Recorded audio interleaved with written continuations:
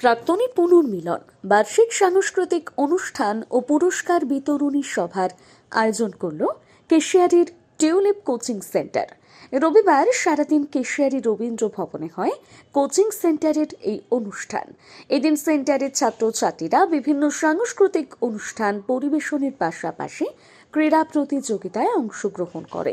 গলি চামচ দৌড় থেকে শুরু করে স্লো সাইকেল রেস, মোমবাতি প্রজ্বলনের মতন প্রতিযোগিতার আয়োজন করা হয়।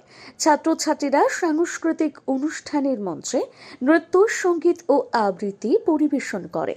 সঙ্গে দশম শ্রেণীর ছাত্রছাত্রীদের নিয়ে একটি মক টেস্টের আয়োজন করা হয়।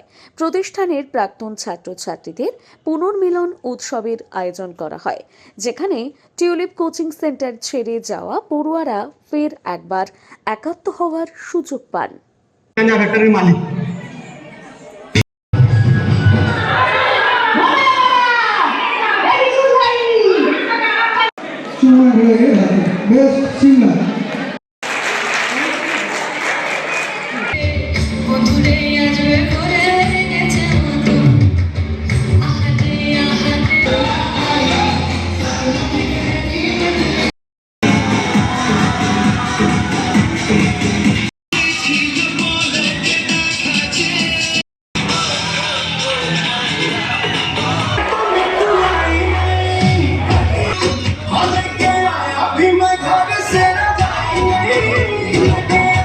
আমাদের টিউলিপ কোচিং সেন্টারের পক্ষ থেকে আজকে আমরা বার্ষিক ক্রীড়া প্রতিযোগিতা, পুরস্কার বিতরণী এবং আমাদের যে ক্রীড়া অনুষ্ঠান হয় প্রত্যেক বছর যে থাকে তার একটা অনুষ্ঠান আমরা আয়োজন করেছি এবং প্রাইজ ডিস্ট্রিবিউশন সঙ্গে আমাদের বিদায়ী ছাত্রছাত্রীদের জন্য যে বিদায়ী অভ্যর্থনা সেটা আমরা আয়োজন করেছিলাম এই অডিটোরিয়াম হলে টিউলিপ কোচিং সেন্টারের পক্ষ থেকে। অনুষ্ঠানটা ছাত্রছাত্রীদের অংশগ্রহণের মাধ্যমে মোটামুটি আমরা যতটা পেরেছি চেষ্টা করেছি ভালো করার।